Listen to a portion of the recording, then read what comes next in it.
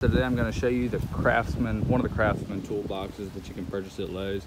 This is one of the smaller ones. You can see it fits this 2002 Toyota Tacoma. Well, somewhat fits it.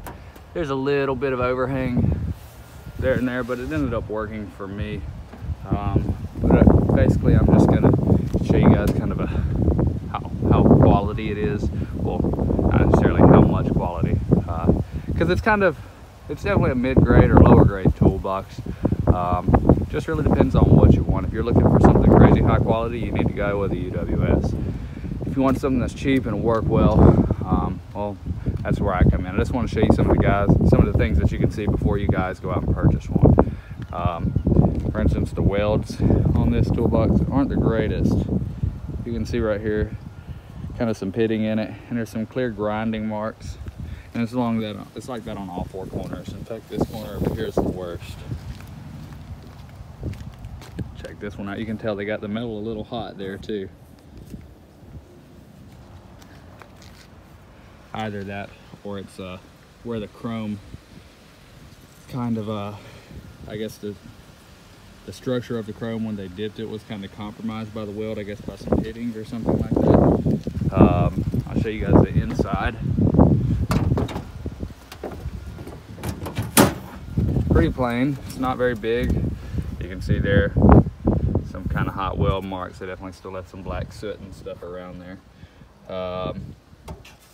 It gives really easy. It's made out of thin material. You can see where I've bent it, tightening it down, which isn't really a big deal.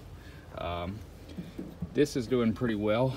It's been on here for going on 5 months, and so far the shock is still in good shape. I was a little worried about that.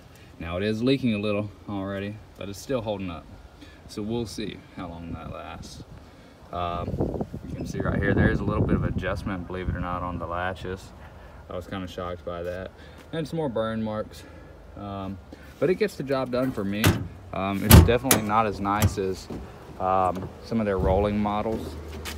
But then again, it's nowhere near the same price range. But one thing that you can see that really is a pet peeve to me is how crooked that Craftsman logo has been since I bought it. I'm actually probably going to peel that off now that I'm noticing that in the video. I've been meaning to for quite a while now, but overall, if you guys need a cheap toolbox and you're not checking some of the craftsmanship qualities,